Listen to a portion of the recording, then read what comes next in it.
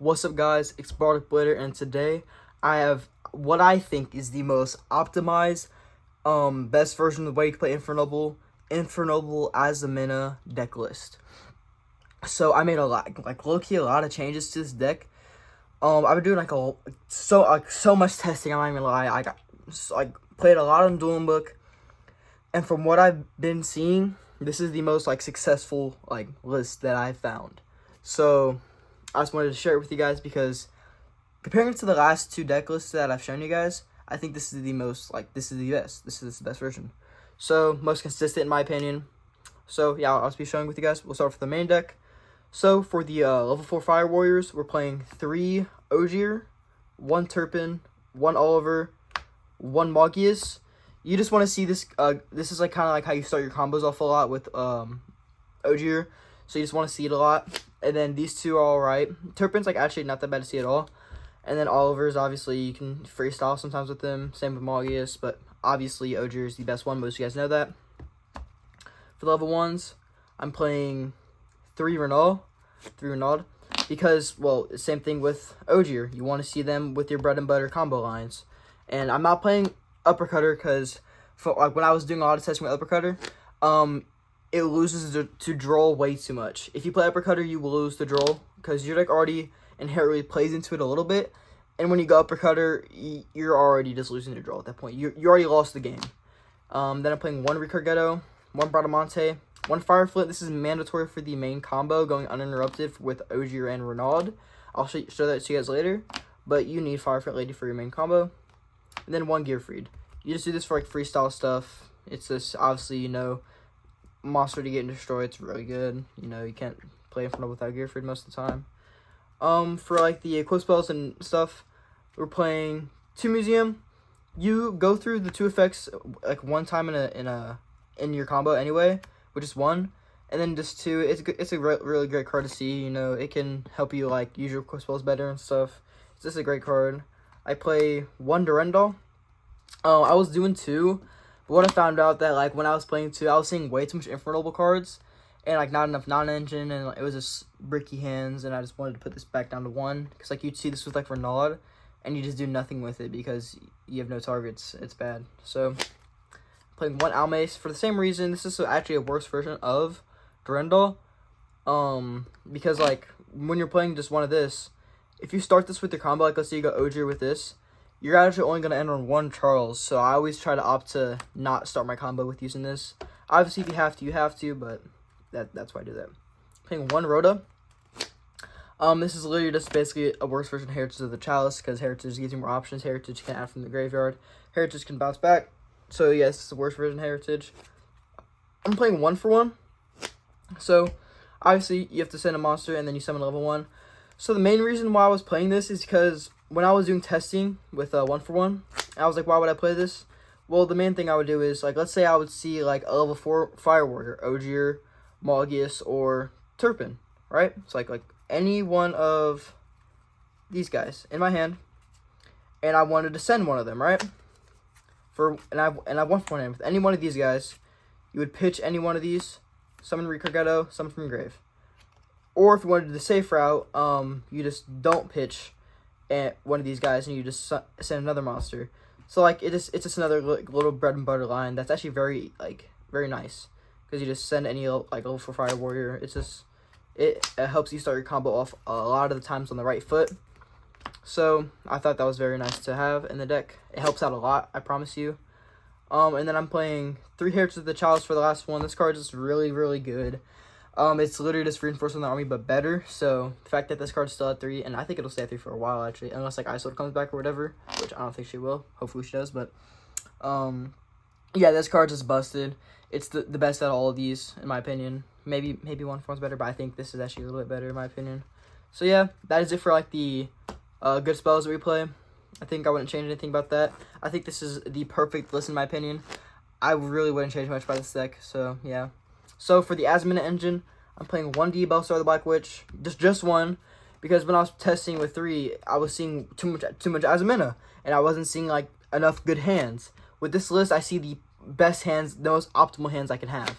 So with this list that it can play, I'm playing 1 Elzette. This is for the bridge.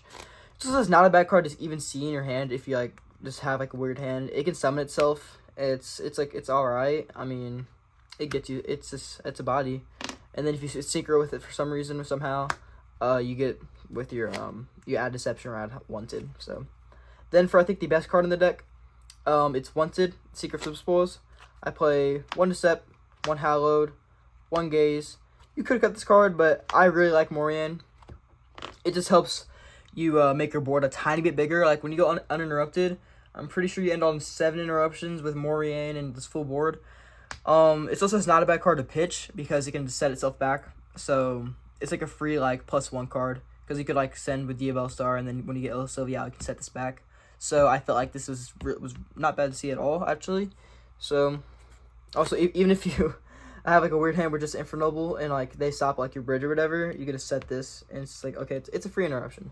It's like I think it's really good going first. I would always side it out going second if I were you, but when I was testing, it comes up a lot, so that's why I still play it.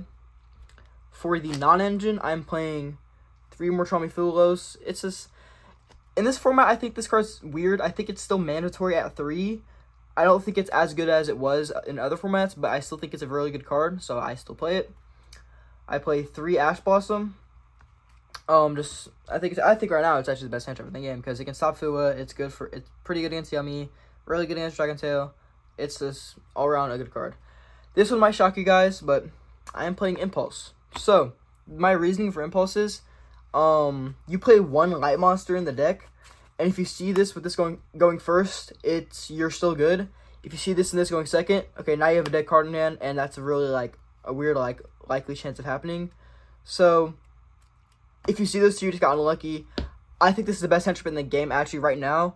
So I'm taking that risk for the 1 brick in the deck. Even if you see those 2 going first, you still it's no brick. It's still works anyway. So that's why I still play this. I play 3 Forbidden Droplet. So Infernoble, like specifically this version, it's a little bit weird going second. Going first, it's really, really good. But going second, it's like iffy. So I wanted to make sure that I had enough going second cards that could push me through boards like Fua, like Droplet, and then just enough good cards like Ash and Dominance Impulse that could just win me games by themselves, like Ash and Cupsy, Impulsing, 5 mana, like all that stuff. It just comes up. Then I'm playing 1 Crossout, 1 Call-By.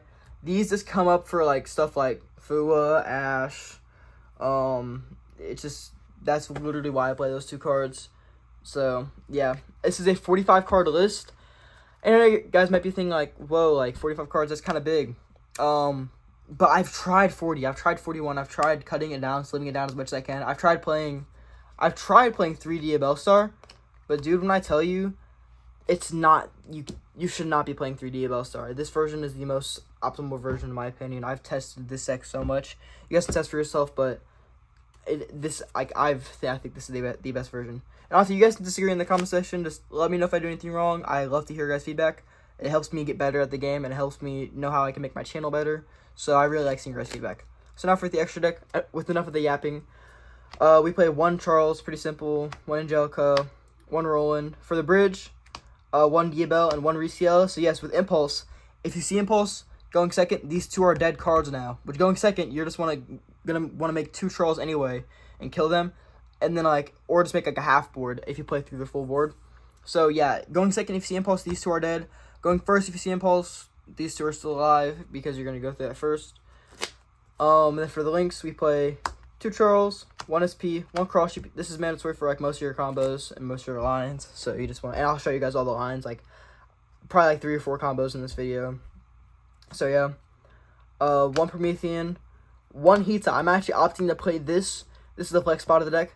I'm opting to play this over Dempsey because what I've seen is you're not making Dempsey in any of your lines. You're only making it when you get hand trapped. And I feel like this is actually better for when you get hand trapped because if you get Ash Blossom in a weird spot, okay, Hita summon back, make Promethean.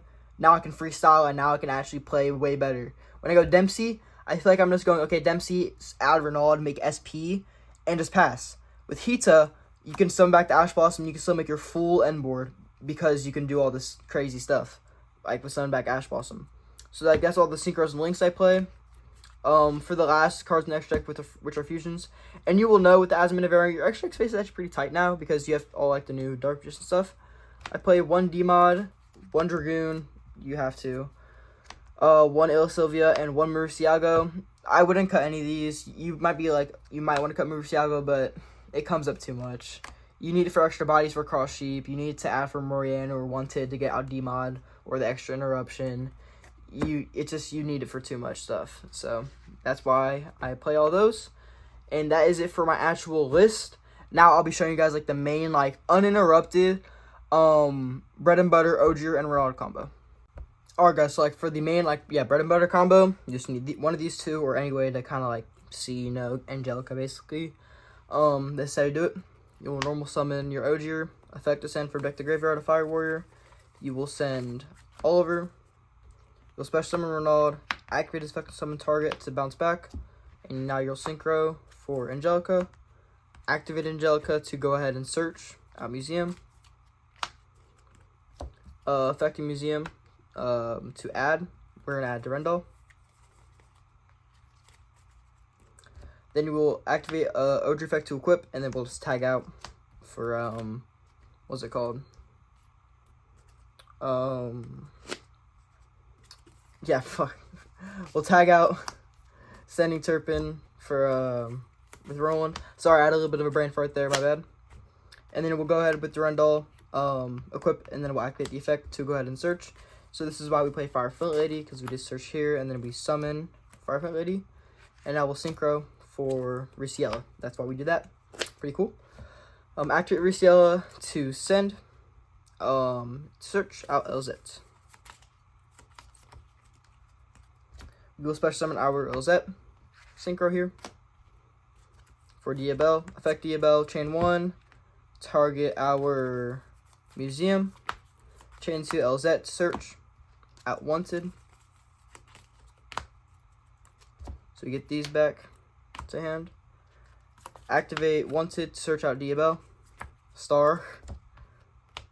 And then we can go Museum effect again. Search out Almace. Oliver effect to send Almace from hand to graveyard to summon. Synchro 9. For Charles. Effect of Turpin to equip the Charles. Then we'll just go Diabel Star to send the Turpin to summon herself. Effect of Diabel Star to set Deception. Active Deception, no effect right now. Then we'll banish herself for D-Mod. Activate D-Mod to search out Gaze of Timaeus. Then right here we will, what's it called? Effect of Deception to Tribute. To add an Azamina card, we'll add Hallowed Azamina. Activate Hallowed Azamina to summon out Murcielago. Effective Mood to search out Morian. This is why this comes up with Uninterrupted Line. If they imprime your Angelica for like the tag out, you wouldn't get Morian, but you'd get almost the same board, just minus Morian. Link these two off for Cross Sheep. Now you'll activate Hallowed to bounce back. So you can put this back to the hand. Activate Hallowed to send Morian. And then you'll trigger Cross Sheep. Basically, summon any one of these. Doesn't really matter, but we'll just summon out the Oliver. And then we can go Morian effect to set back. Like this. Then we'll link these three, or these two, for Promethean Princess. Activate Promethean Princess effect to summon back to Charles. Equip Oliver to Charles, and then we'll pop Promethean with this. Now we can link one for Emperor Charles the Great. Activate effect to place Charles. Activate Museum to summon Charles. And then we can activate Renaud to equip the Charles. And then we can make another link one. Then we'll activate the effect again. We'll set Gaze of Timaeus. Oops, I actually dropped a card. Sorry about that, guys. Yeah, we'll set Gaze of Timaeus. At the end of our main, well, not at the end of our main phase, but like the last thing you guys should do, or you guys do whatever, but we can banish our Wanted to put Deception at the bottom of the deck. And we can just get a +1. So, it's just good to see. up with a +1 in our hand. And then end phase, we can resolve out our Angelica and activate Charles in the graveyard to place Almace and another one from deck, which is Magius. So the main end board, I'm pretty sure it's what, 1, 2, 3, 4, 5, 6, yeah, 7 interruptions. 7 interruptions or something like that. So we'll pass. At the start of the draw phase, we're just gonna go Gizmias to target Demod. And then summon Dragoon. And then, so yeah, this is it. We go Dragoon effect, discard for an Omni Negate, effective Charles, send, get a draw 1, basically. So we're gonna end with like what, 4 cards in hand at the end of our turn, or not at the end of the turn, but on their turn, we're gonna have 4 cards in our hand, and we're gonna basically do what we want. Have Moriane. Actually, it's 8 interruptions. You have Princess and Griff too. So yeah, 8 interruptions. This is the main combo you're gonna be seeing a lot. This is like the ideal end board, basically. There's nothing much else you can add to it. So now I will be showing you guys what happens if your Angelica gets impermed on the tag out. And yeah, we're just gonna do that.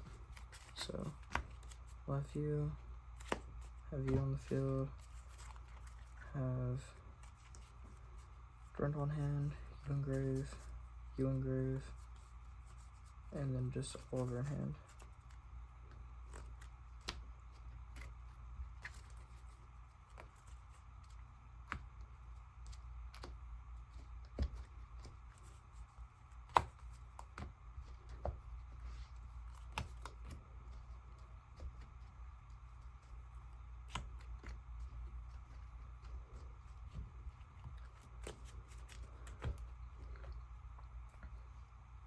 Okay guys, so this is what happens basically if your Angelica gets impermed on the tag out. We'll have the equip. We'll go Oliver to send the equip spell to summon himself as a level 1 tuner. And then we'll just go straight into Riciella. Riciella send. So this is a little bit of a choke point here sometimes. If they do imperm your Riciella, it does things, and after the impermed also your Angelica, things do get a bit iffy. You have to freestyle a little bit after that, but yeah. So we'll add the LZ, summon LZ, synchro these two for Diabel, affected Diabel to bounce back the museum, and then we'll activate LZ to search out Wanted again. Activate Wanted, and then yeah, you guys can kind of infer this is the exact same end board, just without Moriane, and yeah, this is literally the exact same thing. You're just freestyling a little bit. Not even, yeah, so that is it for that combo. That's actually it for the video. I hope you guys enjoyed the video. If you guys did, please like, comment, and subscribe. And if you, like, yeah, hopefully you guys enjoyed the video. I feel like this deck's really, really good for what it is, this format. It just does a lot of things good. Like, Azamina, dude, that stuff is insanely good. And in my version, I play Impulse, because I think Impulse is great. I think it's the best hand trap in the game. It's very high impact. So, yeah. See you guys later.